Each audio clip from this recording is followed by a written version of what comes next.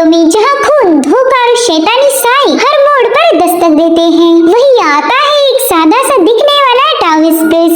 चांग yuan अपने master और चेले के साथ यहाँ आया तो था लोगों को बचाने के लिए, लेकिन जैसे उसने डायनेस्टी में कदम रखा उसके दिमाग में अजनबी यादें उमड़ने लगी। उसे ऐसा महसूस हुआ जैसे ये जगह, ये लोग और ये राज उसके अपने हों। और फिर एक ही पल में सब बदल गया जब उसके मास्टर ने उसे एक डीमन का पिंजरा बना दिया और उस पल उसकी पुरानी जिंदगी की झलकियां उसके सामने आई, जहाँ उसी के मास्टर ने उसका कत्ल किया था। अब उसके पास सिर्फ 6 दिन है अपनी असली पहचान, अपनी मौत का सच और जाओ डायनेस्टी के अंधेरे राज को समझने के लिए। क्या वो सच का सामना कर पाएगा या तकदीर एक बार फिर से उसका मजाक बनाएगी? तो चलो तैयार हो जाओ, क्योंकि ये कहानी है एक ऐसे रहस्यमय सफर की जहाँ पर सच खून से लिखा गया है।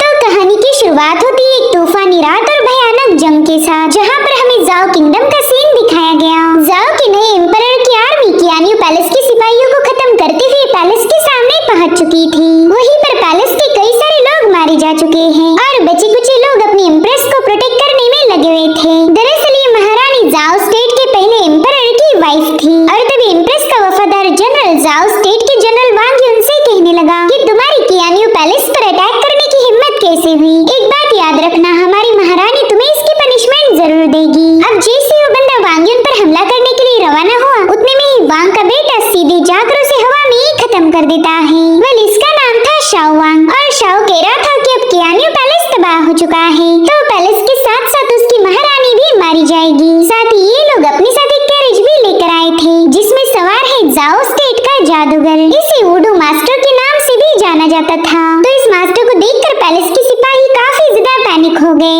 साथ ही उस कैरेज में जाओ स्टेट के फिलहाल के एम्परर का बेटा यानी कि प्रिंस जाओ शिसोंग भी मौजूद था। दरअसल उसे अपने फादर जाओ फू से ऑर्डर मिला था कि जाकर कियानियो पैलेस की लेडी को खत्म कर दो, वो एक धोखेबाज जादूगरनी है। डिवाइन रन से उसे खत्म करने का आदेश जारी किया गया, तो जाओ जाकर उसे निपटा दो। सो गाइस, यहाँ पर ये लोग मारने आए हैं अपनी पुरानी एम्प्रेस को। पहले पुरानी एम्प्रेस और उनका हस्बैंड जाओ स्टेट पर रूल करते थे, मगर अब एम्परर की मौत के बाद ये लोग उनकी विधवा को भी मारना चाहते हैं। अब प्रिंस ने कैंडल जलाते हुए गॉड रन की पावर को समन किया और उसी पावर का यूज करते हुए वुडू मास्टर अपने एक स्क्रोल को बाहर निकाल लेता है। इस स्क्रोल उसका एक डिवाइन आर्टिफैक्ट था। साथ ही वो कुछ स्पेल्स पढ़ने लगा जिससे कैरेज पर कवर रखा हुआ एक स्केलेटन रिवील हो जाता है। उस स्केलेटन को जंजीरों से बांधकर रखा हुआ था, मगर जादूगर के स्पेल पढ़ने की वजह से वो कैद हुआ शैतान अवेकन होकर वहाँ मौजूद सिपाहियों की वेपन्स छीनने लगा, जिसके चलते एक बहुत ही स्ट्रॉन्ग एनर्जी रिलीज होते हुए स्पीयर्स और तलवारों का एक तूफान आ गया।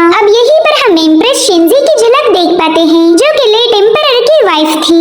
और तभी उस घोंसले फिगर ने पैलेस पर हमले करना शुरू कर दिए। साथ ही साथ वहाँ पर एक बैरियर भी क्रिएट हो चुका था, तो वो अपने हेवी ब्लेड से उसे ब्रेक करने की कोशिश करता है। उस बंदे की पावर की वजह से पैलेस के पास जो परिंदे का स्टेचू था वो अपने आप ब्रेक हो गया और उसी के साथ वो बैरियर भी डिस्ट्रॉय हो जाता है, जिसके बाद वो इवल स्पिरिट महारानी शिंजी को खत्म करने के लिए दरवाजे के पास चला गया। अब हमें थोड़ी देर बाद का सीन दिखाया गया जहाँ पर जाओ स्टेट आग के शोलों में लपटा हुआ था। अब हमें कुछ नोट्स के जरिए बताया जाता है कि कियानियो पैलेस पर हुए हमले के बाद जाओ कैपिटल में कई सारे खौफनाक इंसिडेंट हुए। जिन्होंने भी एम्प्रेस शिंजी को मारने की कोशिश की, वो लोग काफी ज्यादा मिस्टीरियस तरीके से एक के बाद एक मरने लगे थे, जिससे पूरे कैपिटल में दहशत मच गई। अब हमें सीधे 20 दिनों बाद का सीन दिखाया गया, जहाँ पर हम मास्टर निंग और उनके 2 डिसाइपल्स शाओलिंग और चांग युआन को देख पाते हैं, जो कि जादूगर के समन करने पर जाओ स्टेट में पहुंच चुके थे। ये लोग देखते कि वहाँ पर कई सारी लाशों को दफनाने के लिए ले जा रहे हैं। साथ ही साथ वो कह रहे थे कि लेडी शिंजी की कर्ज की वजह से जाओ के इतने लोग मारे गए, अब उन्हें दफनाने के लिए कॉफिन्स भी कम पड़ रही है। वहीं पर चांग युआन तो पहले यहाँ आने के बाद काफी ज्यादा डरा हुआ था और ऊपर से उसकी जूनियर शाओलिंग उसे और ज्यादा परेशान करने लगी, जिससे वो डर के मारे कॉफिन से टकरा जाता है।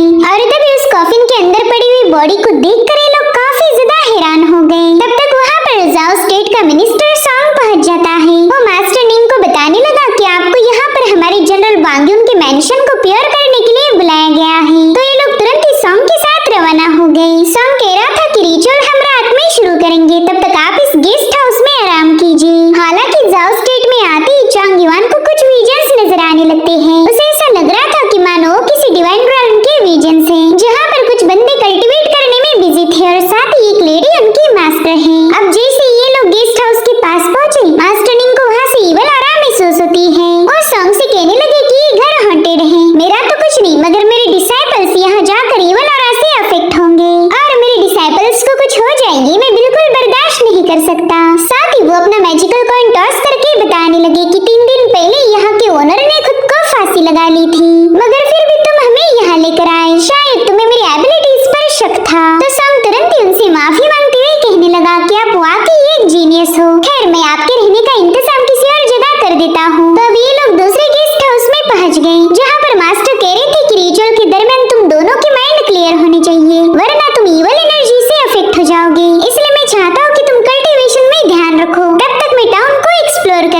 हूँ। अब मास्टर के वहाँ से जाते ही शाओलिंग चांग युआन को बताने लगी कि मास्टर आजकल कुछ ज्यादा ही अजीब सा बर्ताव करते हैं। ऐसा लगता है कि वो कुछ पैसों की लालच में आकर हम दोनों को भी बलि चढ़ा देंगे। हालांकि चांग युआन उसकी बातों पर यकीन नहीं करता। वो कह रहा था कि मास्टर ने हमें बचपन से पाल पोस कर बड़ा किया, वो भला हमारे साथ ऐसा क्यों करेंगे। जो सुनते ही शाओलिंग उसे बेवकूफ बोलकर आराम करने चली गई। इधर चांग युआन को कल्टीवेट करते हुए दोबारा से वही विजन्स आने लगे थे, तो वो इसके बारे में शाओलिंग को बता देता है। वो कह रहा था कि जैसे जैसे हम पैलेस की तरफ आगे बढ़ रहे हैं, मुझे कुछ और विजन्स नजर आने लगे। हालांकि शाओलिंग को उसकी बातों पर जरा भी यकीन नहीं होता। अब मिडनाइट होते ही वाइस मास्टर सॉन्ग इन लोगों को लेकर उसके जनरल वांग युन के मेंशन के बाहर पहुंच गया। उन्हें बताता है कि 3 दिनों पहले ही जनरल की मौत हो गई और तभी से ये जगह हॉन्टेड बन चुकी है। ऐसा लगता है कि जनरल वांग अभी भी उस इविल एनर्जी के चपेट में है। और तभी इन लोगों को मेंशन से काफी डरावनी आवाजें आने लगती है। तो सॉन्ग मास्टर निंग से कहने लगा कि प्लीज आप हमारे जनरल की बॉडी को उस इविल आरा से रिहा कीजिए ताकि हम उन्हें दफन कर पाएं। वहीं पर मास्टर निंग ने अपने दोनों डिसाइपल पर प्रोटेक्टिव टैलिस्मान लगा दिए थे।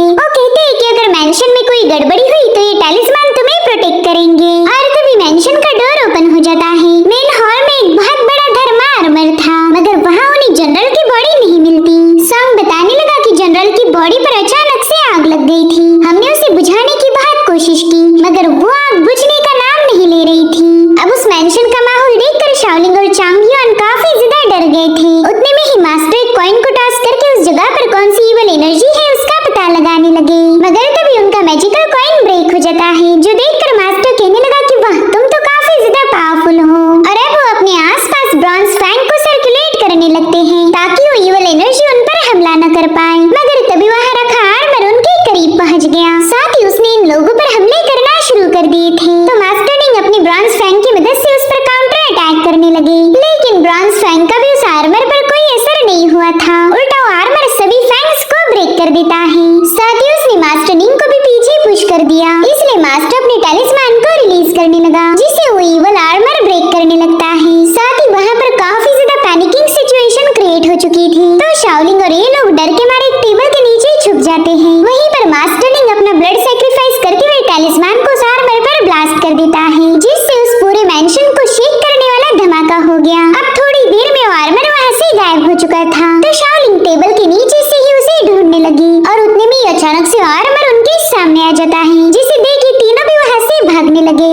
मगर वो आर्मर इन्हें फॉलो करने लगा। साथ ही वो चांग युआन को खत्म करने के लिए आगे बढ़ ही रहा था कि तभी मास्टर अपना ब्लड सैक्रिफाइस करके फ्रीज टेक्निक को एक्टिवेट कर देता है, जिससे आर्मर वहीं पर ट्रैप हो गया। साथ ही उसे टैलिस्मान के जरिए जंजीरों में जकड़ा गया था। अब मास्टर चांग युआन से कहते कि अब जल्दी से इसे खत्म कर दो। तो चांग युआन वहाँ का एक स्पीयर उठाते हुए सीधे उस आर्मर पर हमला कर देता है, मगर उल्टा वो खुद ही नीचे पटका गया था। इधर वो आर्मर इविल ऑरा में तब्दील होकर मास्टर को अपने वश में करने की कोशिश करता है। तो मास्टर भी अपनी टैलिस्मान के पावर का यूज करते हुए उसे रोकने लगे और उसी मोमेंट पर जनरल वांग की जली हुई बॉडी उसके पास आकर उसमें अपनी इविल एनर्जी डालने लगी, लेकिन मास्टर ने जैसे तैसे खुद को बचाते हुए फाइट थंडर को समन कर लिया। उस थंडर के अटैक से फाइनली जनरल वांग की बॉडी डिस्ट्रॉय हो चुकी थी। तो अपना रिचुअल पूरा होते ही मास्टर अपने डिसाइपल से कहने लगे कि ये जगह अब प्योर हो चुकी है, तो तुम लोग बाहर आ सकते हो। मगर वो लोग उसकी बात नहीं मानते। वो कह रहे थे मास्टर आपके हाथ को क्या हो गया। और तभी वहाँ मौजूद इविल एनर्जी ने मास्टर की बॉडी पर कब्जा कर लिया,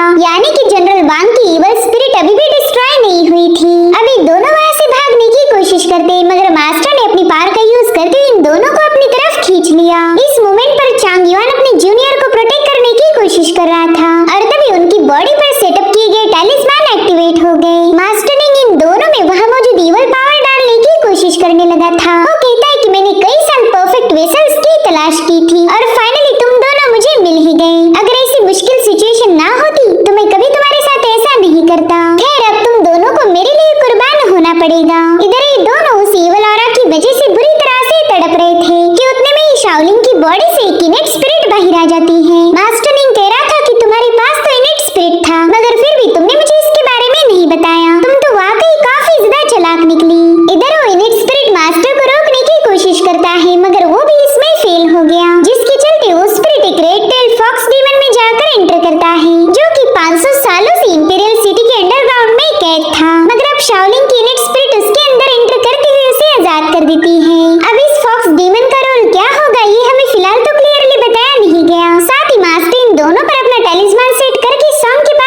जाता है। वो उसे बता रहा था कि जनरल वांग को मैंने उन दोनों की बॉडी में ट्रैप कर दिया। फिलहाल ये दोनों अधमरी हालत में हैं, लेकिन जैसे ही मैं इवल पावर को इनकी बॉडी से एक्सट्रैक्ट करूंगा ये वापस से जिंदा हो जाएंगे। मास्टर निंग को लग रहा था कि उसने अपने डिसाइपल को सैक्रिफाइस करते हुए खुद को बचा लिया, मगर तभी मास्टर के फोरहेड पर वही मार्क रिफ्लेक्ट होने लगा जो कि पहले जनरल वांग पर था। साथ ही उसकी बॉडी से दो इवल हैंड्स बाहर निकलकर उसे टॉर्चर करने लगे, जिसे देखते ही सॉन्ग समझ गया कि जनरल वांग को तो रेड फिनिक्स बर्ड घोस्ट ने खत्म किया है। जो देखते ही सॉन्ग खुद को बचाने के लिए वहाँ से डर के मारे भाग निकला। तभी आसमान से हम एक पावरफुल सोल नीचे आते हुए देख पाते हैं, जो कि सीधे जाकर चांग युआन की बॉडी में एंटर कर चुकी थी।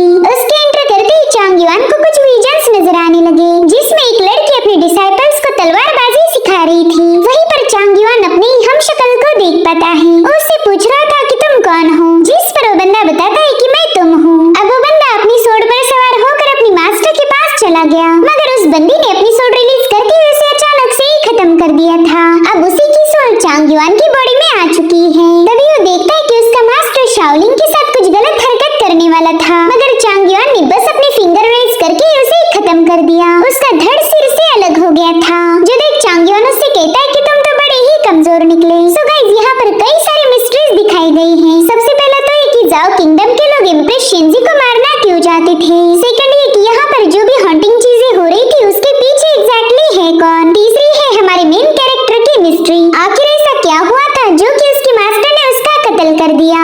तो ये सारे जवाब जैसे ही कहानी आगे प्रोग्रेस होगी वैसे हमें मिलते रहेंगे। इनफैक्ट चांग युआन खुद से भी यही पूछ रहा था कि ये बंदा बिल्कुल मेरी कॉपी था। क्या ये पॉसिबल है? अगर है तो फिर मैं कौन हूँ? और उतने में ही शाओलिंग का फॉक्स इनेट स्पिरिट वापस से उसकी बॉडी में एंटर कर चुका। तो चांग युआन उसके माथे पर एक मार्क ड्रॉ करते हुए उसे होश में लेकर आता है। वहीं दूसरी तरफ हमें फॉरेस्ट का सीन दिखाया गया, जहाँ पर एक लड़की अपने रेड अम्ब्रेला से कई सारे असैसिन्स को खत्म करते हुए आगे बढ़ रही थी।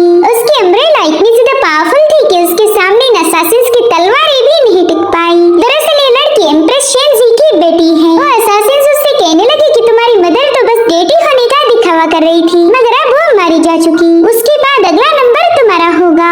मगर उस लड़की ने बड़े ही कूल अंदाज में बैम्बू फॉरेस्ट को काटते हुए अपनी सभी दुश्मनों को स्ले कर दिया। वो अपनी माँ से कह रही थी कि जाओ स्टेट ने आपको खत्म कर दिया, मगर अब उन्हें भी अपनी जानें देकर इस गुस्ताखी की कीमत चुकानी होगी। वहीं दूसरी तरफ Chang Yuan medicinal herb tea prepare कर रहा था, और उतने में शाओलिंग को अपने मास्टर के डरावने विजन्स आकर उसकी नींद खुल गई। वो देखते कि चांग युआन जो कि पहले काफी ज्यादा डरा करता था वो बिल्कुल ही नॉर्मल है। तो वो चांग युआन से पूछती कि हमारे मास्टर कहाँ पर है, जिस पर वो बताने लगा कि मास्टर तो मर चुके। जो सुनकर शाओलिंग काफी ज्यादा हैरान हो गई। वो चांग युआन से पूछती कि अगर मास्टर इतने पावरफुल होने के बावजूद भी मारे गए तो फिर हम दोनों जिंदा कैसे बच गए। जिस पर वो कहता है यूँ समझ लो कि हम दोनों लकी थे, चलो जल्दी से ये मेडिसिन पी लो, इससे तुम ठीक हो जाओगी। तभी शाओलिंग उससे कहती है सीनियर, मुझे अच्छे से याद है कि आपने मेरे सामने शील्ड बनाकर मुझे प्रोटेक्ट किया था। मैंने तो आज तक आपको बस कमजोर समझ के आपका मजाक उड़ाया है, मगर आप तो काफी ज्यादा बहादुर निकले। प्लीज मेरी उन सारी गलतियों को माफ कर दीजिए।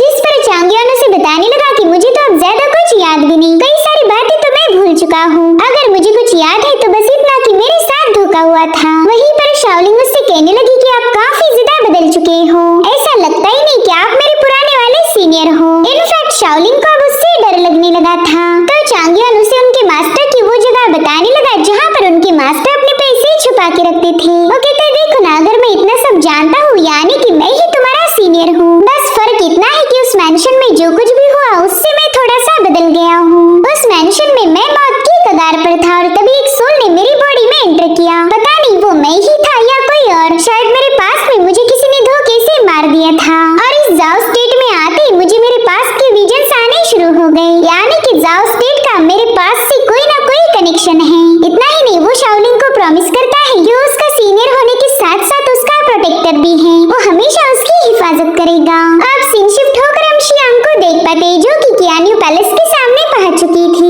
वही जगह है जहाँ पर उसकी मदर रहा करती थी। उसने जैसे ही वहाँ के सिपाहियों को अपना टोकन शो किया, वो लोग तुरंत ही उसके सामने नील डाउन करने लगे। वहीं पर शियांग रोते हुए अपनी मदर को याद करके कहने लगी कि प्लीज मुझे माफ कर दीजिए, मैं आपको सही वक्त पर बचा नहीं पाई। वहीं दूसरी तरफ शाओलिंग चांग युआन से कह रही थी कि अब तो हम दोनों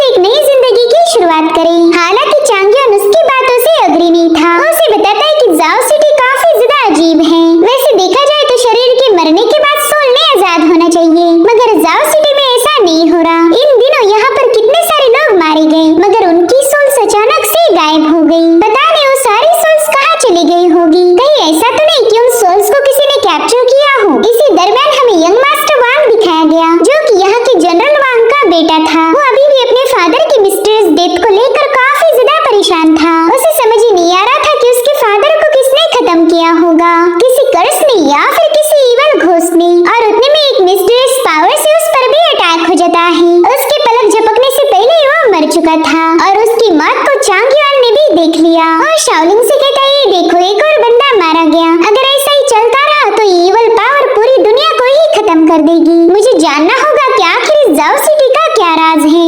जिसके बाद हमें मास्टर जाओ गोशी दिखाए गए, जिनसे मिलने के लिए शियांग पहुंच चुकी थी। उसकी आवाज सुनते ही मास्टर काफी ज्यादा चौंक गए। वो कह रही थी, शियांग तुम 3 सालों के बाद यहाँ वापिस आई हो।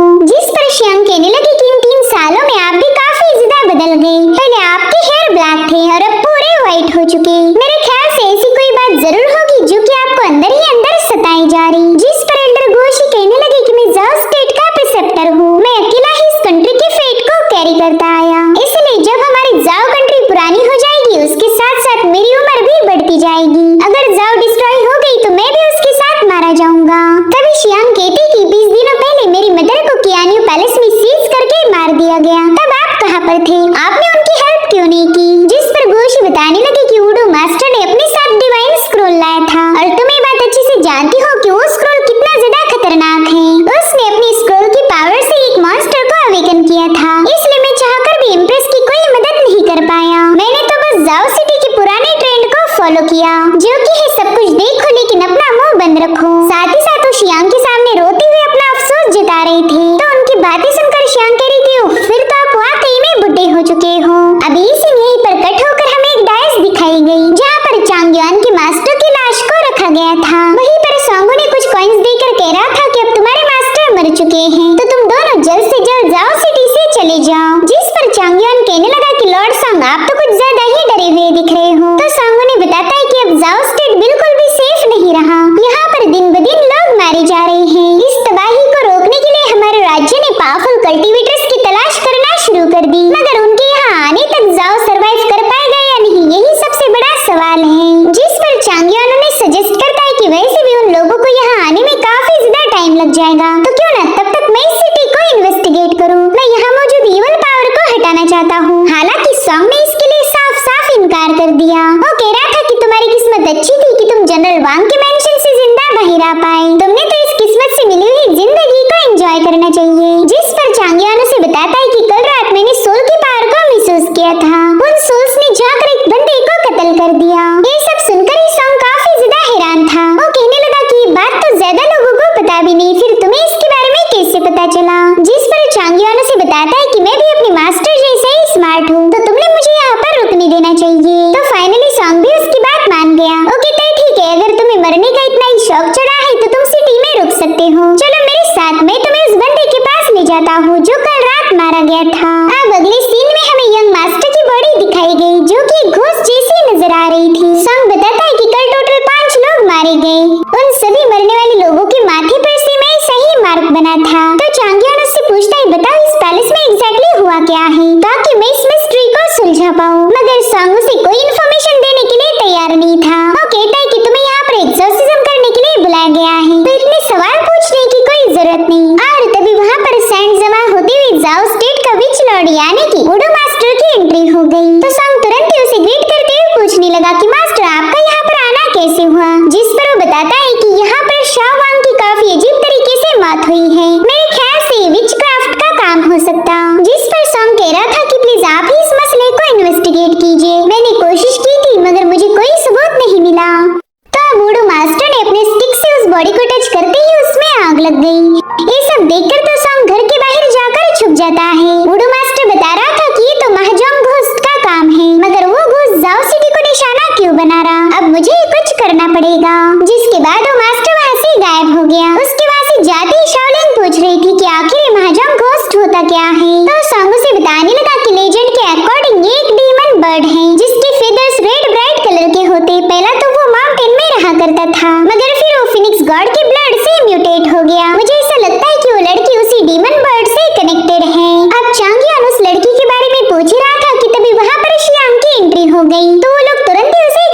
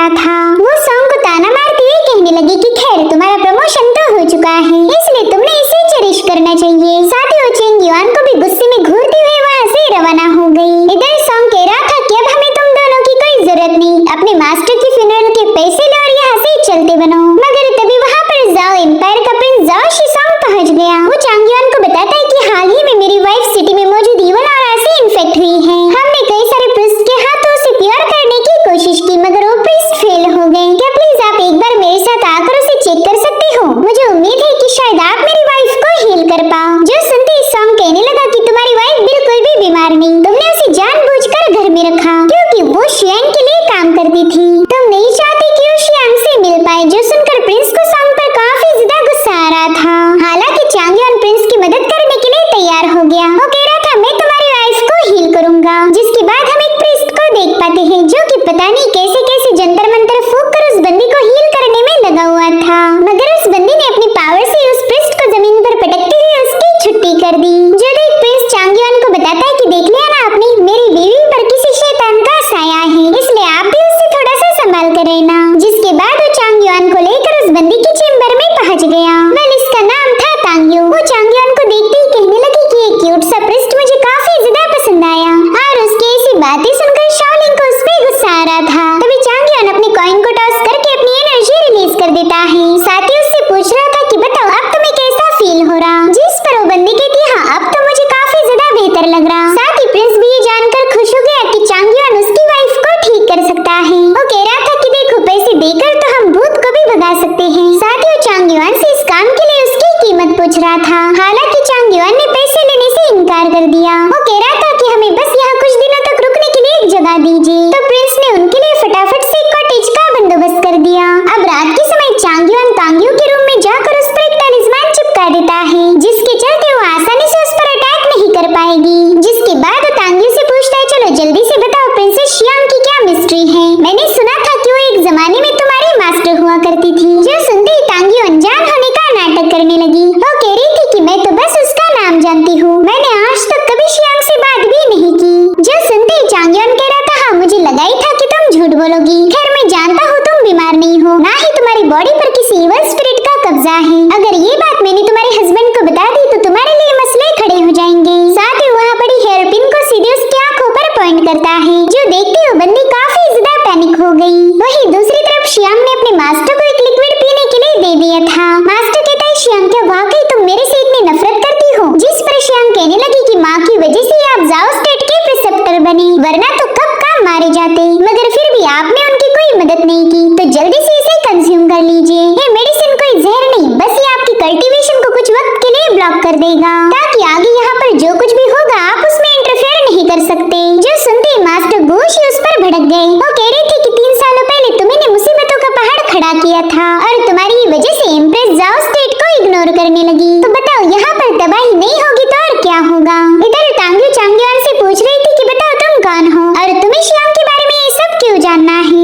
जिस पर वो कहने लगा कि अरे तुमने तो कहा था कि मैं एक क्यूट सा प्रिस्ट हूँ जो तुम्हें काफी ज्यादा पसंद आया था, मगर एक बात बता दूं मैं तुम्हें आसानी से खत्म कर सकता हूँ, इसलिए फटाफट से मुझे शियांग के बारे में इंफॉर्मेशन दो वरना तुम्हारे लिए प्रॉब्लम खड़ी हो सकती। तो अब तांग्यू भी उसे शियांग के बारे में बताने के लिए तैयार हो गई। वो कह रही थी कि 3 साल पहले हमारे जाओ स्टेट में एक सेरेमनी अरेंज की गई थी, तो उसे देखने के लिए रॉन्ग स्टेट का सेकंड प्रिंस भी यहाँ पर पहुँच गया। उस वक्त शियांग अपनी मस्ती से सिटी में एंजॉय कर रही थी और उसकी यही अदाएं देखकर रॉन्ग स्टेट के सेकंड प्रिंस का उस पर दिल आ गया। उसने शियांग के साथ शादी का प्रस्ताव रखा। हालांकि हमारे जाओ स्टेट ने इसके लिए मना कर दिया, मगर वो बंदा कह रहा था कि मैं जब 7 साल का था उसी वक्त मैंने कल्टीवेशन की शुरुआत की। इनफैक्ट इमॉर्टल्स भी मेरी तारीफें करते हैं। तो शियांग सीधे उसके सामने पहुंच गई। उसने आते ही रॉन्ग स्टेट के प्रिंस को चमाटे मार मार के उसे लाल कर दिया था, साथ ही उसकी बहुत बुरी हालत कर दी। जो देखो बंदा अपने सिपाहियों को शियांग पर हमला करने का हुक्म देता है, मगर शियांग अपनी फायर पावर का यूज करती हुए इन सभी की छुट्टी कर देती है। उसे लग रहा था कि शायद ये मसला अब सॉर्ट आउट हो गया, मगर तभी उस पर एक पावरफुल बंदे ने हमला कर दिया। वेले रॉन्ग स्टेट का स्वॉर्ड सेंट था। वो उससे कहने लगा कि तुम काफी ज्यादा टैलेंटेड हो, मगर देखते कि तुम मेरी गोल्डन स्नेक स्वॉर्ड के सामने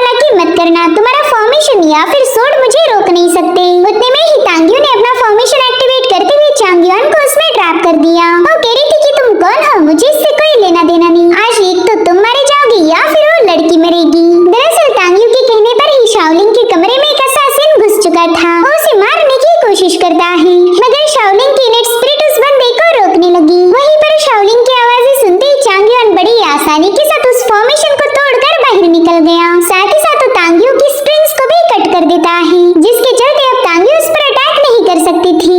और अब चांग युआन उसका टोकन लेकर वहां से सीधे शाओलिंग को बचाने के लिए रवाना हो गया। इधर शाओलिंग का इनेट स्पिरिट एरोहेड के अटैक की वजह से बुरी तरह से डैमेज हो गया था, मगर वो बंदा उसे खत्म कर पाई इससे पहले चांग युआन वहां जाकर उसे तांग्यू का टोकन शो करता है। साथ ही चांग युआन ने उसका वेपन भी डैमेज कर दिया था, जिसके चलते उस बंदे को वहां से भागना पड़ा। वहीं पर तांग्यू ने रेड बर्ड के पास शियांग को एक संदेशा भेजा, जिसमें उसने शियांग को चांग युआन से बच के रहने के लिए आगाह किया था, मगर ये करते हुए उसे प्रिंस देख लेता है।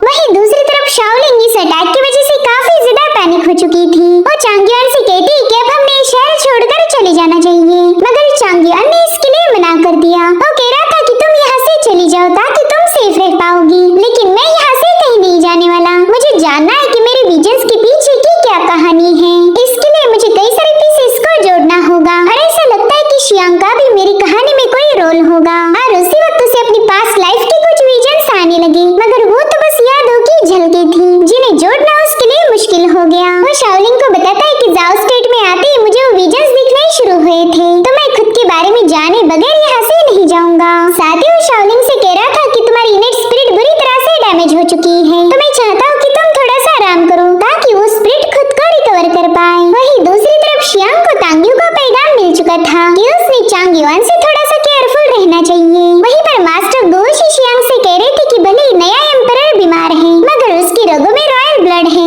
जो कि तुम्हारी रगों में नहीं है। तुम्हें तो बस हमारे लेट एम्परर ने गोद लिया था, इसलिए तुम कभी भी जाओ स्टेट का तख्ता पलट नहीं कर सकती। और मुझे नहीं लगता कि तुम नए एम्परर को मारने की गलती करोगी। जिस पर शियांग कह रही थी कि उसे तो मरना ही होगा, उसी की वजह से आज मेरी माँ जिंदा नहीं है। नया एम्परर काफी ज्यादा कमजोर है, तो मैं उसे आसानी के साथ खत्म कर दूंगी। और फिर मेरा अगला टारगेट होगा वुडू मास्टर, जो सुनते ही मास्टर गोश उस पर काफी ज्यादा गुस्सा हो गए। इनफैक्ट वो तो उस पर अटैक करने वाले थे, मगर अब उनकी कल्टीवेशन ब्लॉक होने की वजह से वो नीचे गिर गए। वो शियांग को समझाते कि बेवकूफ मत बनो, तुम उस बंदे को हरा नहीं सकती, वो ऑलरेडी कल्टीवेशन के पिक पर पहुंच चुका। तुम तो क्या, मैं भी उसका मुकाबला नहीं कर सकता। तुम्हारी सेलेस्टियल रॉयल उसके सामने कुछ भी नहीं, तुम सिर्फ उसके हाथों मारी जाओगी। तो शियांग अपनी अम्ब्रेला समन करते हुए उनसे कहने लगी कि इससे मुझे कोई फर्क नहीं पड़ता, मुझ पर जो उधार है उसे तो चुकाना ही होगा। जल्दी ये दुनिया बुतल बुतल होने वाली है, आप बस इंतजार करो कि यहाँ पर क्या क्या होगा।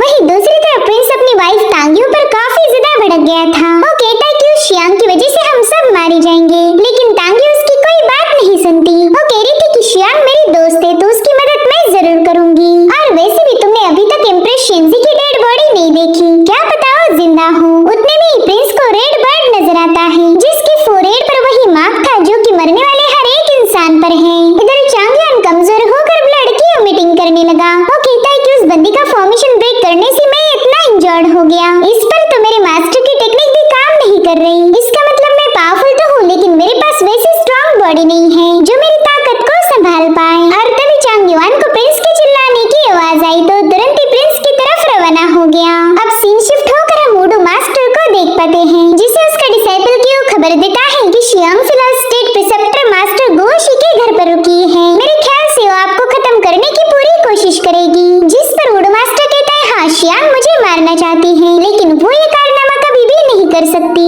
वैसे तो शियांग ने फिलहाल खुद की फिक्र करनी चाहिए। जल्दी रोंग और वेई स्टेट के असासिन उसे मारने के लिए यहाँ पर आने वाले हैं, तब मैं भी देख लूंगा कि शियांग कितनी ज्यादा पावरफुल है। और तभी हमें जाओ स्टेट के फॉरेस्ट में कुछ असासिन दिखाए गए, जिनका नाम था जिन और जियांग। ये लोग शियांग को खत्म करने के लिए जाओ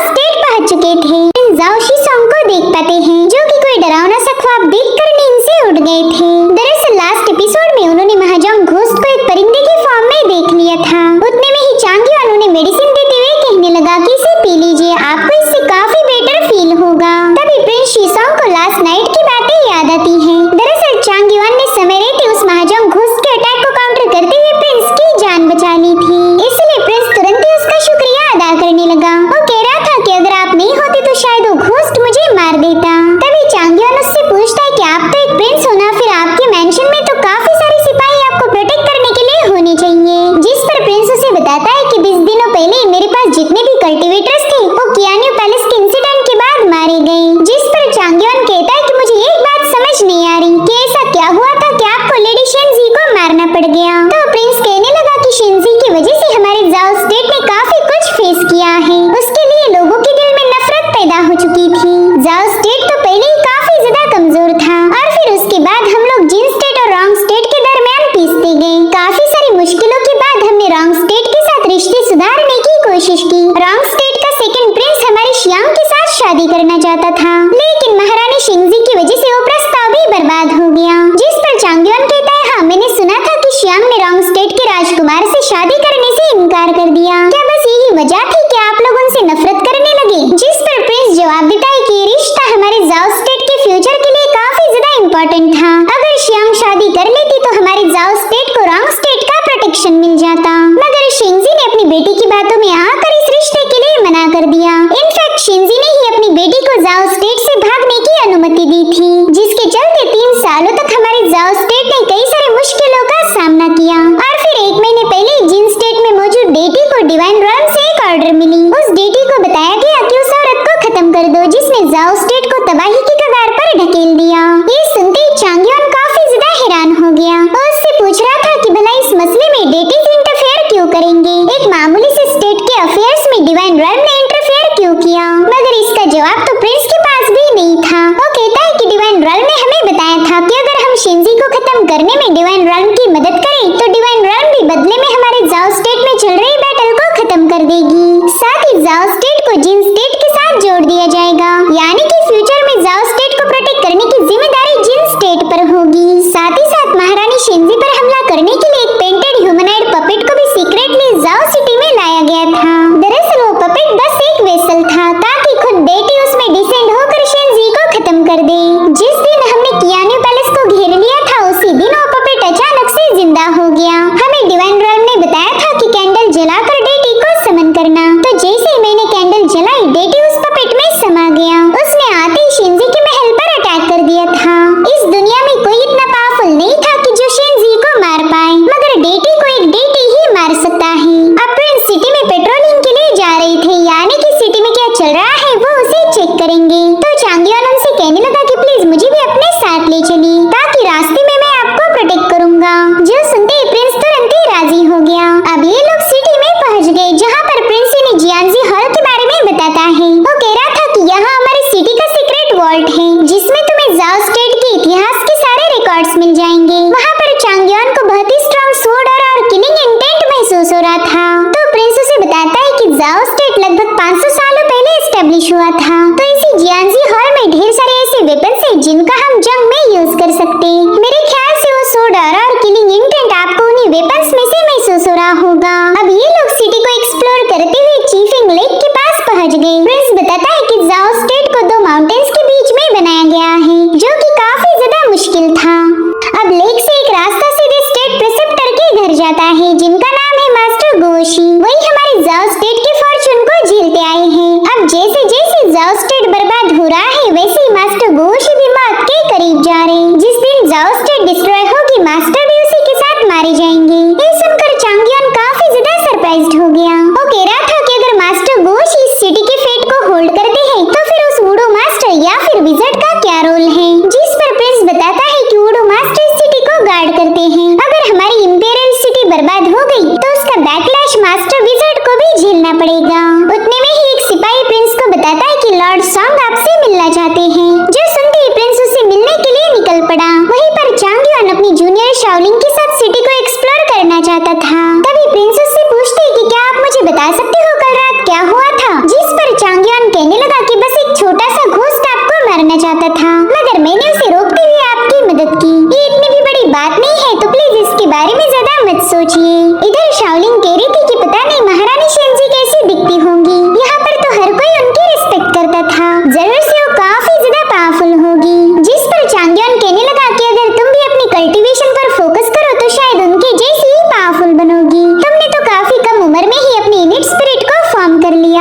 कारनामा बहुत ही कम लोग कर पाते हैं, इसलिए खुद को कभी कम मत समझना। तभी शाओलिंग उससे पूछती है, सीनियर क्या आपके पास भी इनेट स्पिरिट है? उसी वक्त चांग युआन को अपने पास्ट की मेमोरीज नजर आने लगी। वो उसे बताता है कि मेरा इनेट स्पिरिट अब एग्जिस्ट नहीं करता, वो जा चुका है। हालांकि शाओलिंग को उसकी बातों पर यकीन नहीं होता। वो कह रही थी, सीनियर ये तो पॉसिबल ही नहीं, क्योंकि इनेट स्पिरिट तो हमारे माइंड स्पेस के साथ कनेक्टेड है। अगर आपका इनेट स्पिरिट डिस्ट्रॉय हो गया तो फिर आपकी माइंड स्पेस भी तबाह हो जाएगी और फिर आपको मरने से कोई भी बचा नहीं सकता।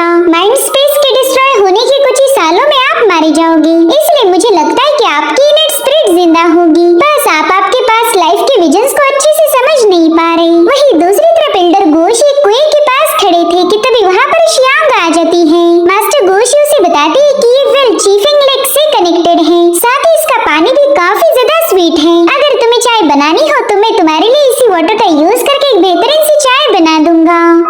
जिस पर शियांग कहती, मास्टर इस कुएं का पानी लेक के पानी से नहीं मिलता, इसलिए आप झूठ मत बोलिए, क्योंकि मैं सब कुछ जानती हूँ। ऐसा ही कुआं कियान्यू पैलेस में भी था, साथ ही ऐसी एक वेल अनडाइंग फॉरेस्ट में भी है और एक है इंपीरियल पैलेस में। कियान्यू पैलेस तो डिस्ट्रॉय हो गया और रही बात इंपीरियल पैलेस और अनडाइंग फॉरेस्ट की, तो मैं वहाँ जा नहीं सकती, इसलिए तो मैं आपके मेंशन में आई हूँ। जो सुनते ही मास्टर गोशी काफी ज्यादा पैनिक हो गए। वो हंसते हुए कहने लगे कि मुझे तो लगा था तुम्हें मेरी फिक्र हुई, इसलिए तो तुम मुझे प्रोटेक्ट करने यहाँ आई हो, लेकिन मैं तो पूरी तरह से गलत था। तुम तो बस यहाँ अपने फायदे के लिए आई थी। क्या तुम्हें पता है इस कुएं के अंदर कौन सा मॉन्स्टर ट्रैप्ड है? जिस पर शियांग बताने लगी कि हाँ, बचपन में ही मैंने उस मॉन्स्टर को देख लिया था, उसे किसी फर्नेस पर ट्रैप करके रखा है। मैंने अभी तक जितने भी किलर्स देखे, अगर उन सबको मिलाया जाए तो भी उस मॉन्स्टर की ताकत के मुकाबले वो कुछ भी नहीं। वो मॉन्स्टर काफी ज्यादा पावरफुल है। जिस पर मास्टर कह रहे थे कि तुम्हें ये सब कुछ पता है, तुम ये भी जानती हो कि हमारे जाओ स्टेट को बनाया किस ले गया था? तो कह रही थी, हाँ मैं जानती हूँ, हमारे स्टेट को इमॉर्टल्स ने बिल्ड किया था। वहीं दूसरी तरफ चांग युआन भी इसी बारे में बात कर रहा था। वो कहता है कि दो माउंटेन्स के बीच में जाओ स्टेट को एस्टेब्लिश करना काफी ज्यादा मुश्किल होगा। जिस पर शाओलिंग जवाब देती है कि अगर इमॉर्टल्स इसे बिल्ड नहीं करते तो शायद ये जाओ स्टेट कभी एग्जिस्ट ही नहीं कर पाती। वेल ये बात चांग युआन को पता नहीं थी। वो उससे पूछता है कि क्या वाकई जाओ स्टेट को इमॉर्टल्स ने बनाया था? तो शाओलिंग उसे जाओ स्टेट के इतिहास के बारे में बताने लगी। वो कहती है कि 500 सालों पहले कई सारे ग्रेट डीमंस हमारी दुनिया में दाखिल हो गए थे। उनके पास ऐसी भयानक पावर्स थी कि जिसके आगे कोई भी कल्टीवेटर टिक नहीं पाया, जिसके चलते उन ग्रेट डीमंस ने हमारी दुनिया में तबाही मचा दी। सिर्फ डिवाइन रन के 12 लॉर्ड्स ही उन्हें खत्म कर सकते थे। उनके पास ऐसी एबिलिटीज थी कि वो इन मॉन्स्टर्स को खत्म या फिर सप्रेस कर सकते हैं, मगर डिवाइन रन के लॉर्ड्स को यूनिवर्स के रूल को फॉलो करना होता, तो रूल्स के अकॉर्डिंग वो मॉर्टल की दुनिया के मसलों में इंटरफेयर नहीं कर सकते थे। इसलिए उन्होंने चालाकी दिखाते हुए मॉर्टल्स की दुनिया में अपने कुछ मैसेंजर भेज दिए, ताकि वो मैसेंजर यहाँ आकर इस मॉर्टल वर्ल्ड में एक सिटी को बिल्ड कर पाए। जब यहाँ पर डिवाइन रन की सिटी बनेगी, तभी जाकर डिवाइन रन के लोगों के पास डीमंस को मारने की अथॉरिटीज आ सकती थी, और यही से जाओ स्टेट का निर्माण हुआ। इस स्टेट को इमॉर्टल्स ने अपने हाथों से बनाया था, मगर फिर 100 सालों पहले एक डीमन यहाँ से भाग निकला। डिवाइन रन के इमॉर्टल्स ने बाकी के ग्रेट डीमंस को तो मार दिया था, मगर ये आखिरी वाला जैसे तैसे बच निकला। तो डिवाइन रन भी उसका पीछा करने लगे और फाइनली उन्होंने उस डीमन को कैप्चर करके उसे माउंट शियांताई के नीचे सप्रेस कर दिया। ये वही जगह थी जहाँ पर जाओ स्टेट का मेन इंपीरियल कोर्ट मौजूद है। उस डीमन को इसी इंपीरियल पैलेस के अंडरग्राउंड में ट्रैप करके रखा। साथ ही यहाँ पर 4 सीक्रेट आर्टिफैक्ट सेटअप करवा दिए गए, ताकि वो इस स्टेट को प्रोटेक्ट कर पाए। इधर मास्टर गोशी शियांग से कह रहे थे कि तुम ये बात अच्छे से जानती हो कि वो मॉन्स्टर कितना ज्यादा भयानक है, इसलिए उस मॉन्स्टर से दूर रहना ही तुम्हारे लिए बेहतर होगा। जिस पर शियांग कहने लगी, मास्टर इस स्टेट में सैलाब, अर्थक्वेक और अजीब किस्म की बीमारियां आती रहती हैं। आपको तो पता ही होगा ये सब आती कहाँ से है। आफ्टर ऑल आप इस स्टेट के प्रिसेप्टर हो, तो आपको पता होगा उसके पीछे कौन है। उसी बंदे ने हमारे जाओ स्टेट की किस्मत के साथ खिलवाड़ किया है। जिस पर मास्टर जवाब देती है कि जो तकदीर में लिखा है वो तो होके रहेगा, तुम या फिर कोई भी इसके खिलाफ नहीं जा सकता। मगर शियांग पर उनकी बातों का कोई असर नहीं हो रहा था। वो मास्टर से पूछती कि अंडरग्राउंड में कैद जो डीमन है वो काफी ज्यादा पावरफुल होगा, तो बताए फिर उस डीमन के कितने अटैक उस विज़र्ड को मारने के लिए काफी होंगे। हालांकि ये सब सुनकर ही मास्टर काफी ज्यादा पैनिक हो गए। वो श्वेन से कह रही थी कि प्लीज ऐसी बातें मत करो, तुम उस विज़र्ड मास्टर को कोई नुकसान नहीं पहुंचा सकती। वो हमारी सिटी का गार्डियन है, वही बंदा हमारे जाओ स्टेट की आखिरी डिफेंस लाइन है। अगर वो तुम्हारी वजह से मारा गया तो बताओ फिर हमारे जाओ स्टेट को उस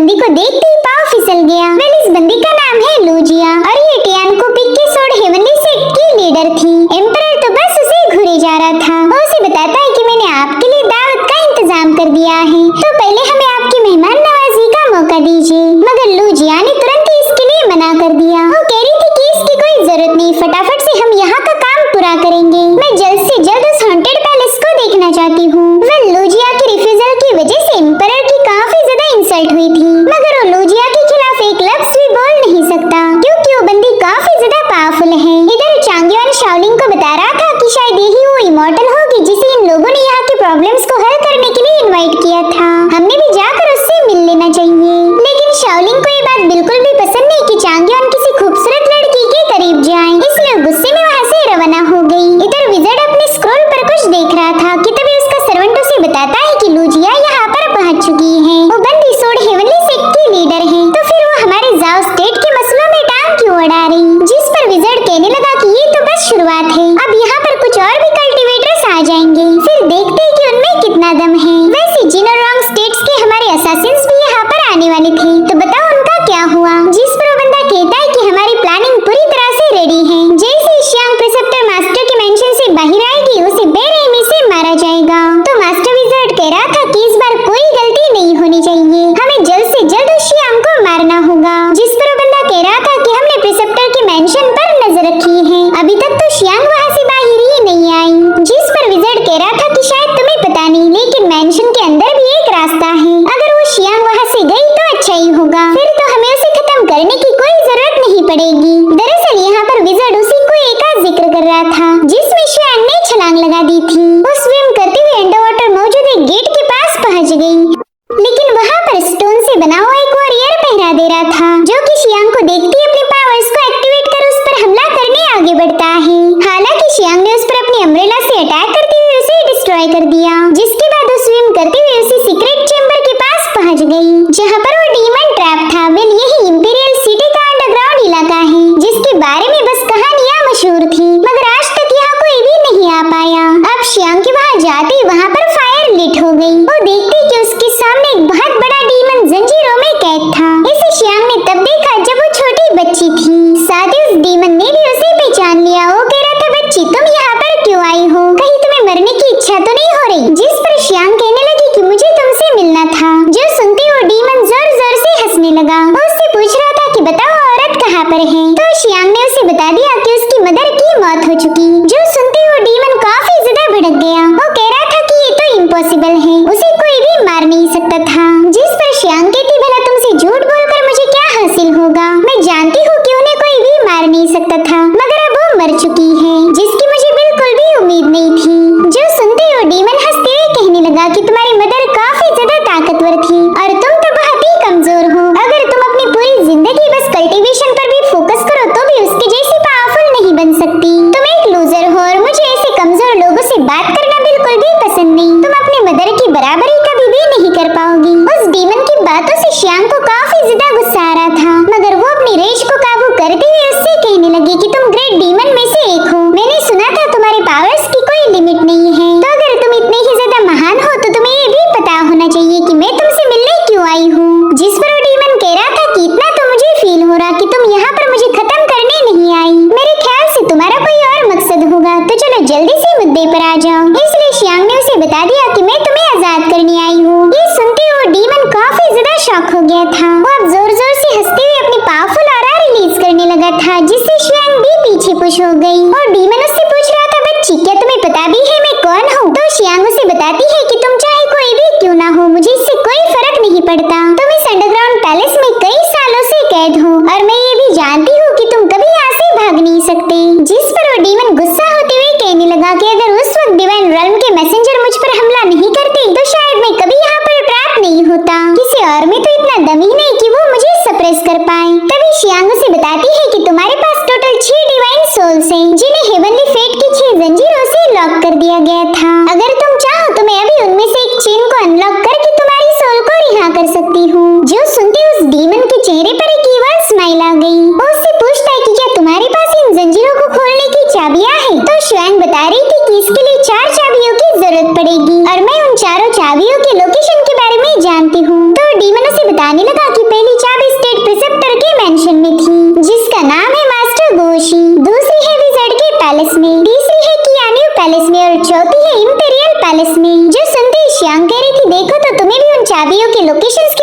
सब पता है, मगर फिर भी तुम कभी खुद को आजाद नहीं कर पाए। इसका मतलब ये हुआ कि यहाँ से निकलना तुम्हारे बस की बात नहीं। अगर तुम ये कर पाते तो भला इतने सालों से यहाँ अंडरग्राउंड में कैद ही क्यों रहते? मुझे तो लगा था ग्रेट डीमन बहुत ज्यादा भयानक होगा। लोग तो तुम्हारी पावर्स की काफी ज्यादा तारीफें करते हैं, मगर आज पता चला कि तुम भी एक लूजर हो। लोगों ने तो बेवजह ही तुम्हें इतनी इज्जत दी।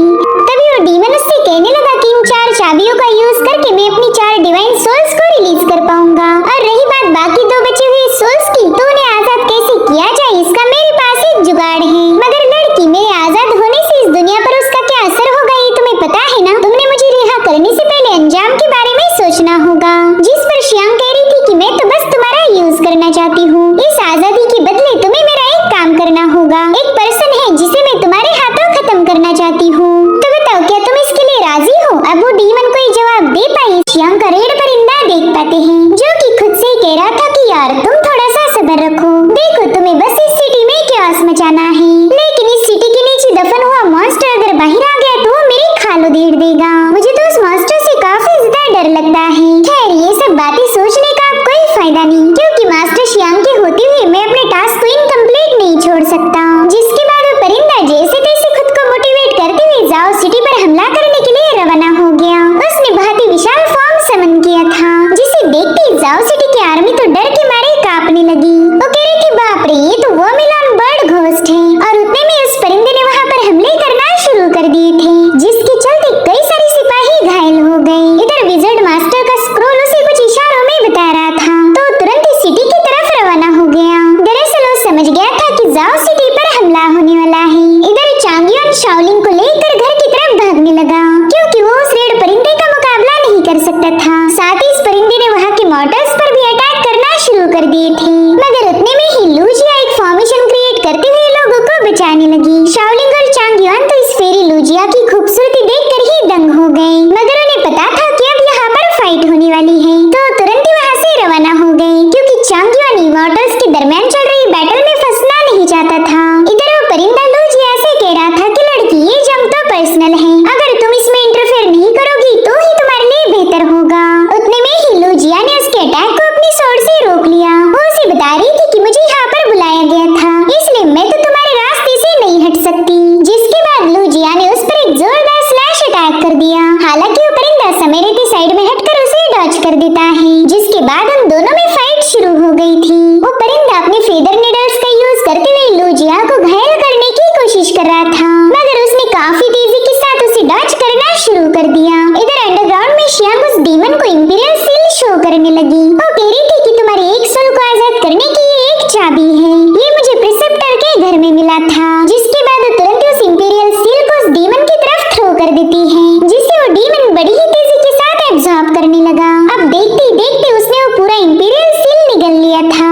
श्याम उसे बताती है कि अब इस इंपीरियल सील के पावर का यूज करते हुए तुम अपने डिवाइन सोल के एक हिस्से को फ्री कर सकते हो, और होता भी बिल्कुल वैसे ही। उस सील को कंज्यूम करते ही वहाँ मौजूद आर्टिफैक्ट अपने आप कोलैप्स हो गया। साथ ही उस डीमन के आसपास बहुत ही पावरफुल एनर्जी रिवॉल्व होने लगी। वेल, ये उसकी 6 डिवाइन सोल्स में से एक है। तभी वो डीमन श्याम से कह रहा था कि लड़की, तुम्हारी अम्ब्रेला भी एक चाबी है, अगर मैंने इसे एब्जॉर्ब कर लिया तो मैं अपने एक और सोल को आजाद कर सकता हूँ। जिस पर श्याम कहने लगी, हाँ बिल्कुल, ये कियान्यू पैलेस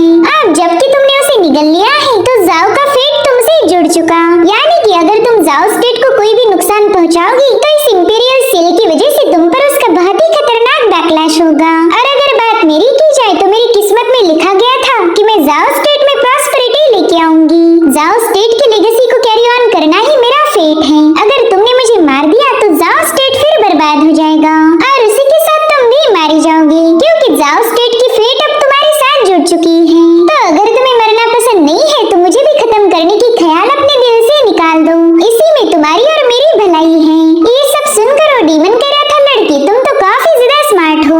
जिस पर श्याम कह रही थी कि वादे के मुताबिक मैंने तुम्हारे एक सोल को आजाद कर दिया है, तो जाओ जाकर उस विज़र्ड का खेल खत्म कर दो। अगर तुम इसमें फेल हो गए तो मैं तुम्हें अपनी अम्ब्रेला नहीं देने वाली। जिसके बाद श्याम वहाँ से रवाना हो गई। इधर लूजिया और उस परिंदे के दरमियान अभी भी फाइट चल रही थी।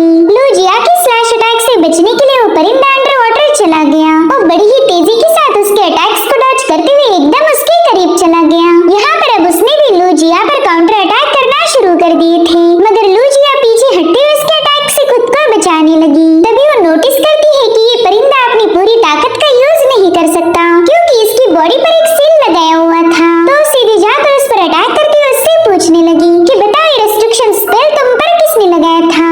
जिस पर वो परिंदा उससे कहता है कि लड़की तुमने तो उस पर्सन का शुक्रिया अदा करना चाहिए, क्योंकि मैं इसी सील की वजह से अपनी पावर्स का यूज नहीं कर पा रहा, वरना तो तुम्हारी जैसी लॉन्गिटिविटी रॉन की मामूली सी कल्टीवेटर मेरा क्या ही मुकाबला कर पाती। जिसके बाद वो लूजिया पर एक फायर अटैक करते हुए उसे पानी में ढकेल देता है, मगर लूजिया दोबारा से ऊपर आ गई और उतने में उस परिंदे पर एक जोरदार हमला हो गया। वो देखता है कि वहाँ पर विज़र्ड मास्टर पहुंच चुका था। वेल यही तो श्याम का प्लान है। इस परिंदे की मदद से पहला उसने सिटी में तबाही मचा दी ताकि विज़र्ड को वहाँ पर आना पड़ जाए, और बिल्कुल ऐसा ही हुआ था। विज़र्ड उससे कहता है कि पिछली बार मैंने तुम्हें बख्श दिया, मगर तुम दोबारा से वापस आ गए, तो अब इस बार मैं तुम पर कोई रहम नहीं दिखाऊंगा। जिस पर वो परिंदा कह रहा था कि पिछली बार तो तुमने चालबाजी करके ही जीत हासिल की थी, अगर ईमानदारी से फाइट करते तो शायद तुम उसमें हार जाते।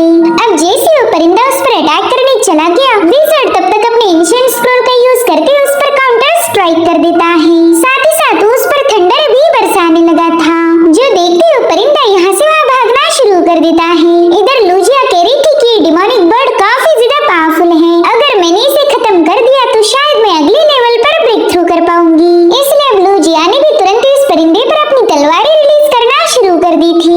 जो देखो परिंदा उससे कह रहा था कि फिलहाल मैं थोड़ा सा कमजोर हूँ और इसी वजह से तुम मेरा फायदा उठाना चाहती हो। जिसके बाद वो भी अपने फेदर नेडल का यूज करके उसका मुकाबला करने लगा, और उतने में ही सिटी की बेल्स बजने लगती है, जो सुनते ही वो परिंदा कह रहा था कि शायद अब मेरी मास्टर मुझे बचाने आ जाएगी। लेकिन तभी लूजिया ने उसे डिस्ट्रैक्ट होता हुआ देखकर उस पर एक स्नेक अटैक कर दिया, जिसके चलते वो परिंदा लेक में जाकर गिर गया था। साथ ही पूरी जाओ स्टेट की जमीन भी अचानक से शेक होने लगी थी। तो वाइस मिनिस्टर सॉन्ग एम्परर जाओफू से कहने लगा कि प्लीज आप यहीं पर कहीं छुप जाएं। फिलहाल हमारे पास बाहर के हालातों की कोई इन्फॉर्मेशन नहीं है, तो आपका यहाँ से बाहर आना खतरनाक होगा। जिस पर जाओफू कहता है कि मैं यहाँ का एम्परर हूँ, मैं छुप गया तो लोग मेरे बारे में क्या सोचेंगे, इसलिए तुम चुपचाप से मेरे साथ चलो। हमें जल्दी से वर्मिलियन बर्ड फ्लेम पिस्टल को हासिल करना होगा, उसकी मदद से हम पैलेस के फॉर्मेशन को एक्टिवेट कर पाएंगे। आज तो मैं खुद अपने हाथों से इस डीमन बर्ड को मारना चाहता हूँ। हालांकि सॉन्ग के एक्सप्रेशंस को देखकर ऐसा बिल्कुल नहीं लग रहा था कि वो एम्परर की ऑर्डर को फॉलो करेगा। वहीं दूसरी तरफ हम रेड वर्मिलियन परिंदे का हाफ ह्यूमन फॉर्म देख पाते हैं। वेल इस परिंदे को लॉर्ड ज़ाओ भी कहा जाता था। वो कह रहा था कि इस सोर्स की लड़की ने मेरी तो बेइज्जती कर दी, बस एक बार वो मेरे हाथ लग जाए फिर मैं आज का बदला जरूर लूंगा। और उतने में उसे फील होता है कि उस पर लगाया हुआ रेस्ट्रिक्शन सील थोड़ा सा लूज हो चुका है।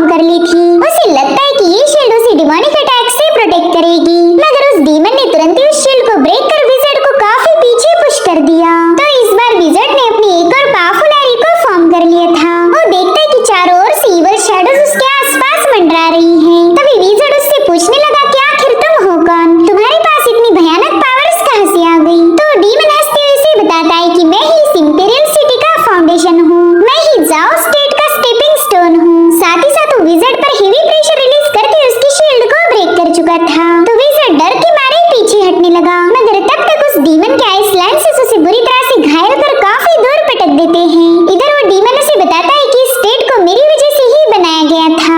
अगर मैं यहाँ नहीं आता तो शायद जाओ स्टेट कभी एग्जिस्ट ही नहीं कर पाता।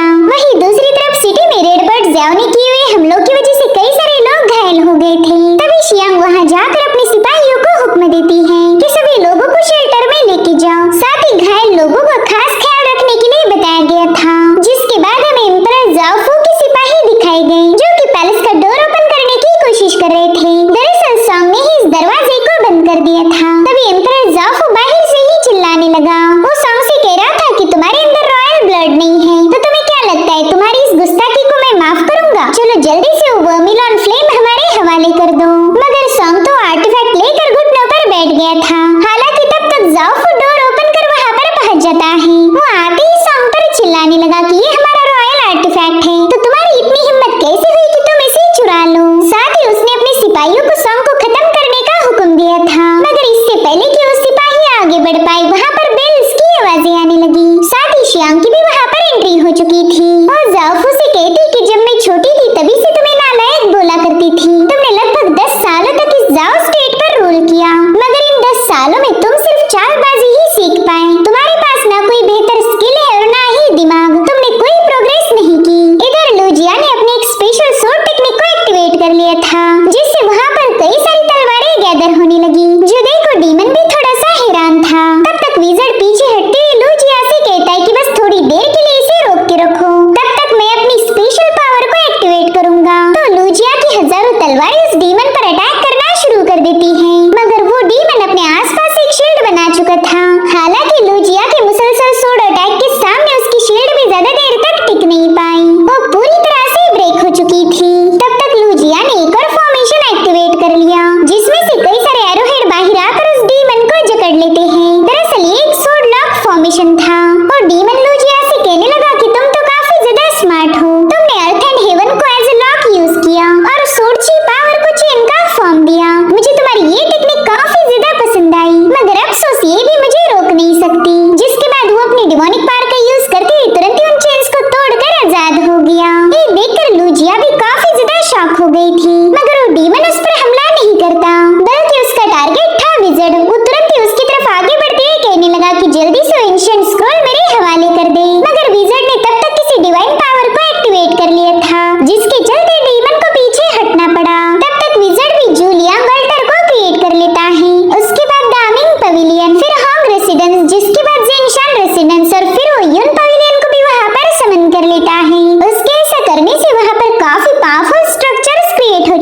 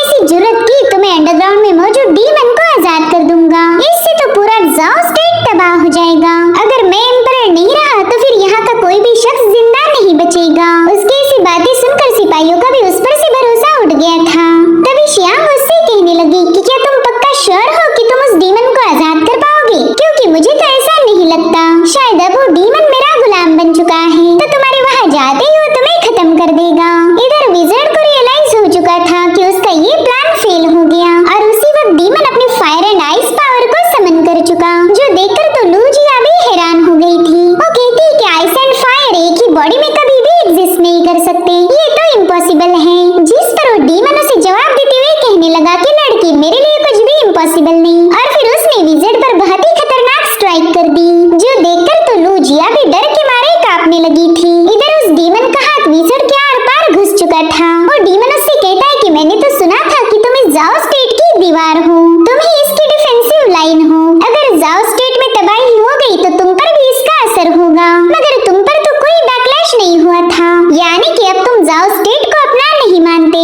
साथ ही तुम्हारा दिल भी यहाँ पर नहीं है, तो क्यों ना मैं तुम्हारी बॉडी पर कब्जा कर लूं। वैसे भी अब तुम जाओ स्टेट के साथ बिल्कुल भी ईमानदार नहीं हो।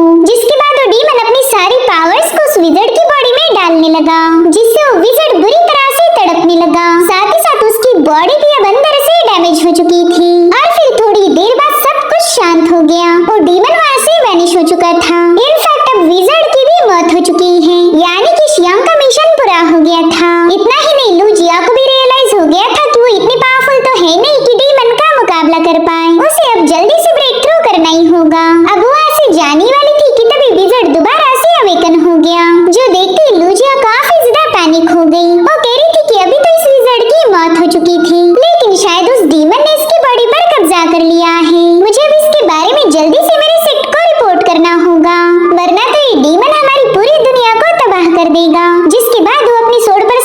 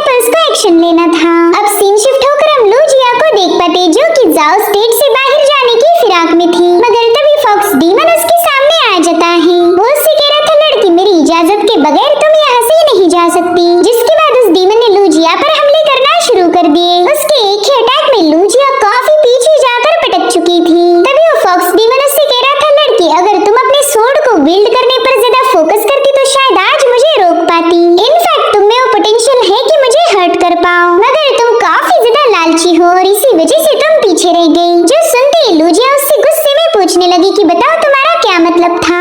जिस पर वो फॉक्स डीमन कहता है कि तुम डीमंस को खत्म करके अपनी कल्टीवेशन को अपर लेवल पर ले जाना चाहती थी, साथ ही तुम डीमंस को मारते हुए अपनी इमॉर्टल पाथ को भी रुइन नहीं करना चाहती।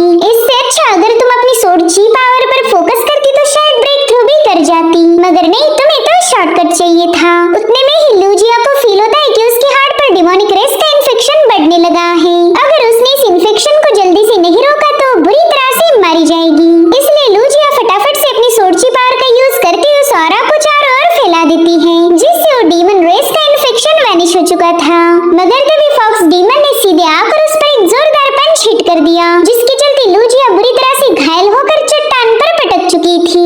इधर वो फॉक्स डीमन हंसते हुए कह रहा था कि लड़की मौत से पहले मैं तुम्हें एक रियल सोर्ड शो करना चाहता हूँ। तुम एक तलवारबाज तो हो, मगर तुम्हारे पास कोई असली तलवार नहीं। जिसके बाद वो अपनी यूल पावर से बनी हुई सोर्ड सीधा लूजिया के सीने के आर पार घुसा चुका था। वो अटैक इतना ज्यादा रैपिड था कि लूजिया को उसे रोकने का भी वक्त नहीं मिला। साथ ही उस सोर्ड ने दोबारा से उस पर एक और हमला कर दिया था, जिसके चलते वहाँ पर एक गोल्डन शील्ड क्रिएट होकर डिवाइन पावर चारों ओर फैलने लगी। फॉक्स डीमन कहने लगा कि तुम लॉन्गिटिविटी रैंक की कल्टीवेटर थी, मगर फिर भी तुम्हें ऐसा लगा कि तुम मुझे हरा सकती हो।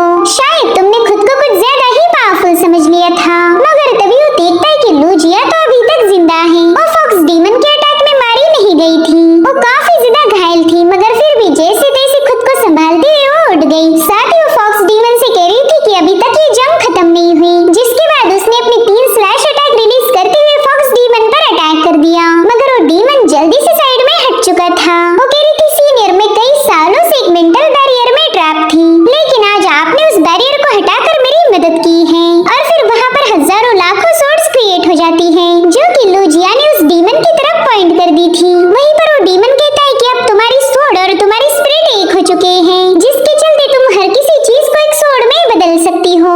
और उतने में ही लूजिया ने उस पर अपनी सोर्ड्स रिलीज करना शुरू कर दी, जिसे वो डीमन अपनी एनर्जी से एक शील्ड बनाते हुए रोक रहा था।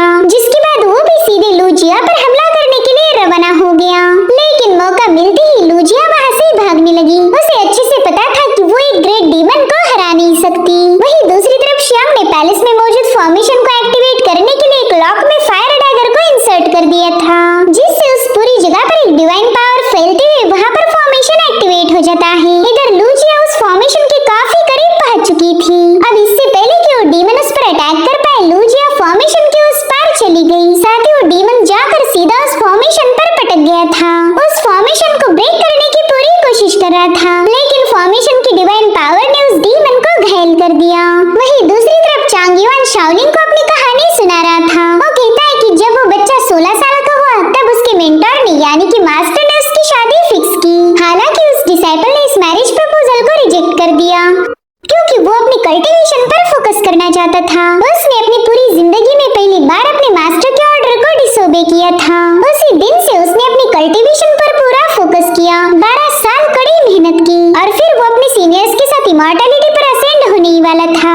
उस दिन उसकी मास्टर भी टेंपल से बाहर आ चुकी थी। उसने अपनी सेक्लूजन की कल्टीवेशन को पूरा कर लिया। उस डिसाइपल को उम्मीद थी कि उसके हार्डवर्क के लिए उसकी मास्टर उसे प्रेज करेगी, मगर उस मास्टर ने तो उसके डिसाइपल के सीने में अपनी तलवार उतार दी। इस पावरफुल अटैक में उस बंदे का इनेट स्पिरिट पूरी तरह से डिस्ट्रॉय हो गया था।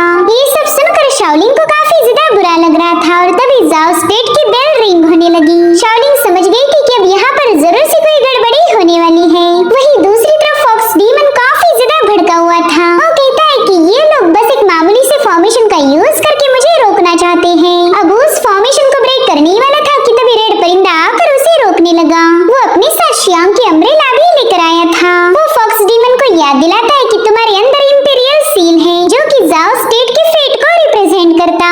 जिस वक्त तुमने उसे स्वैलो किया था, उसी वक्त तुम इस इंपीरियल सिटी से जुड़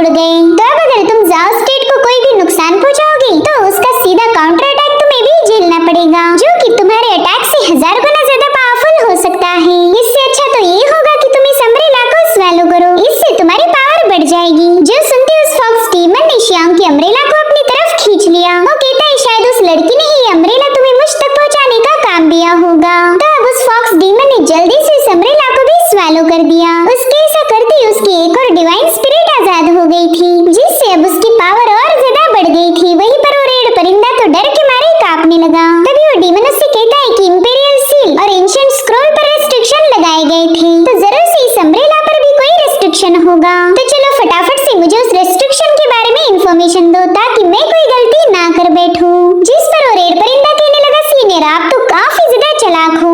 दरअसल ये रेड अम्ब्रेला जाओ स्टेट के लोगों को रिप्रेजेंट करती है। अगर आपने जाओ स्टेट के लोगों को मार दिया तो आपको उसका बैकलैश झेलना पड़ेगा। जो सुनते ही वो डीमन काफी ज्यादा हंसने लगा। वो कह रहा था कि श्याम ने काफी चालाकी से मुझे ट्रैप किया है। ना ही मैं इस जाओ स्टेट को बर्बाद कर सकता हूँ और ना ही यहाँ के लोगों को मार सकता हूँ।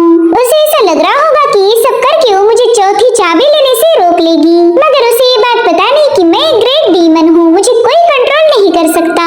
खैर मुझे ये बताओ तुम हो कौन? मेरे ख्याल से तुम उस श्याम के पालतू कुत्ते हो। जिस पर वो रेड परिंदा जवाब देते हुए बताने लगा कि मैं पालतू कुत्ता नहीं, बल्कि आप मुझे रेड परिंदा बोल सकते हो। मैं तो कई सालों से प्रिंसेस श्याम को फॉलो कर रहा हूँ। जिस पर वो फॉक्स डीमन कहता है कि अब तुम उस लड़की को नहीं बल्कि मुझे फॉलो करोगे। साथ ही साथ उसने रेड परिंदे पर लगाया हुआ कर्स सील भी हटा दिया, जिसके चलते वो परिंदा तो खुशी के मारे झूम उठा। अब वो अपनी पावर को फ्रीली यूज कर सकता है। तब तक उस फॉक्स डीमन ने रेड अम्ब्रेला का यूज करते हुए सिटी पर लगे हुए फॉर्मेशन को इनएक्टिवेट कर दिया। वहीं दूसरी तरफ लूजिया बुरी तरह से घायल होकर सिटी में पटक चुकी थी। वो खुद को ही बता रही थी कि मैं यहाँ पर मर नहीं सकती, मुझे किसी भी कीमत पर अपने सेक्ट में वापस जाना होगा, ताकि मैं इस डीमन के बारे में उन्हें इन्फॉर्म कर सकूं। हालांकि अब वो अपनी सोड को भी समन नहीं कर सकती, जिसके चलते वो समझ गई कि अब वो लॉन्गिटिविटी रन से सीधा मीडियम रन पर पहुंच चुकी है, यानी कि उसकी कल्टीवेशन एक लेवल से ड्रॉप हो गई थी।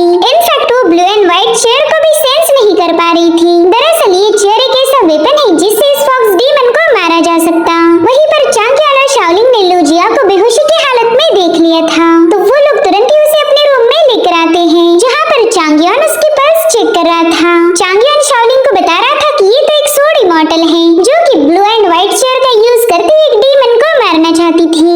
जिस पर शाओलिंग कहने लगी कि अगर ये बंदी इतनी पावरफुल होकर भी घायल हो गई, तो जरा सोचो उसे घायल करने वाला बंदा कितना पावरफुल होगा। अगर हमने इसकी जान बचाई तो वो बंदा हमें भी मार सकता है। मगर चांग्यान उससे कह रहा था कि जल्दी से इसके लिए मेडिसिन लेके आओ, हम इसे ऐसे ही मरने नहीं दे सकते। शाओलिंग के वहाँ वापस आने तक चांग्यान ने लूजिया के कपड़े चेंज कर दिए थे, साथ ही उसके घाव पर मेडिसिन भी अप्लाई करने लगा। हालांकि ये सब शाओलिंग को जरा भी कंफर्टेबल नहीं लग रहा था, इसलिए वो चांग्यान से कहने लगी कि प्लीज ये काम आप मुझे करने दीजिए। और अब उसका बैंडेज करने के बाद शाओलिंग को बस उसके होश में आने का इंतजार था, ताकि वो इस फेरी से गप्पे लड़ा पाए। अगले ही दिन लूजिया को होश आ गया था। वो चांग्यान को देख के अपनी सोड ढूंढने लगी। उसे लग रहा था कि चांग्यान ने उसके कपड़े चेंज किए। तभी चांग्यान उसे बताता है कि हम दोनों ने मिलकर तुम्हारी मदद की है। तुम्हारे घाव पर मरहम लगाने का काम तो मेरी जूनियर शाओलिंग ने किया था, इसलिए प्लीज बेवजह हम पर अटैक मत करना। जो सुनते ही लूजिया को समझ आ गया कि ये दोनों भी हार्मलेस हैं, ये उसे कोई नुकसान नहीं पहुंचाएंगे, इसलिए अब लूजिया भी उनकी हेल्प के लिए उनका शुक्रिया अदा करने लगी। साथ ही साथ वो शाओलिंग से पूछ रही थी कि तुम लोगों के मास्टर कहाँ पर हैं? उन्होंने तो वाकई तुम्हें काफी अच्छी तालीम दी है। जिस पर शाओलिंग जवाब देते हुए बताने लगी कि मैं तो बस 1 साल के लिए ही उनकी डिसाइपल थी, और हाल ही में यहाँ आने के बाद हमारे मास्टर की मौत हो गई, इसलिए मैं अपने मास्टर से ज्यादा कुछ सीख नहीं पाई। जो सुनती ही लूजिया शाओलिंग को अपने पास बुला लेती है। वो उसकी कल्टीवेशन लेवल और उसकी स्पिरिचुअल रूट्स को चेक कर रही थी। लूजिया को पता चला कि शाओलिंग के अंदर तो एक रेयर कल्टीवेशन का सीड है, मगर वो फिलहाल काफी ज्यादा कमजोर था। जो सुनते ही शाओलिंग खुश हो गई। अब वो चाहती थी कि लूजिया चांग्यान की भी स्पिरिचुअल रूट्स को चेक करे। हालांकि चांग्यान ऐसा करने से कतरा रहा था, तो शाओलिंग ने जबरदस्ती उसे लूजिया के एकदम करीब पुश कर दिया। अब उन दोनों के पास भी कोई ऑप्शन नहीं था सिवाय स्पिरिचुअल रूट्स को चेक करने के, इसलिए लूजिया ने अपनी फिंगर उसके माथे पर टच कर दी, और उसे तुरंत ही समझ आ गया था कि चांग्यान के एक्यू पॉइंट्स ब्लॉक हैं।